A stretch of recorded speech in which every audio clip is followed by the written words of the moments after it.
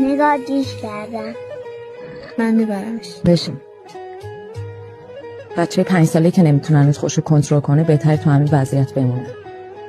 ما مگه بارها در مورد اینکه قبلش باید به روژین بگی با هم حرف نزدیم؟ غذا تو بخور. نگار جو، من فکر میکنم آریو متوجه اشتباهش شده. من میبرمش اگه اجازه بدی. بار آخرت باشه.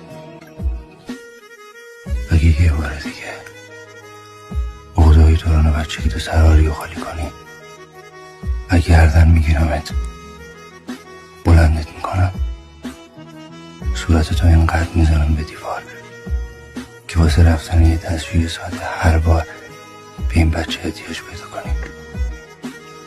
چرا برای پدر مادر شدن ما هیچ امتحانی نباید بدیم؟ چقدر بچه ها داغون میشن روانشون در اثر تربیت غلط. خیلی وقتا مثلا پدر مادر به تک بگیری خوبن ها، حتی ممکنه خوب بتونن ولی ترکیب اون دوتا یه ترکیب مخربی میشه که عوارضش میخواد رو سر بچه خالی میشه.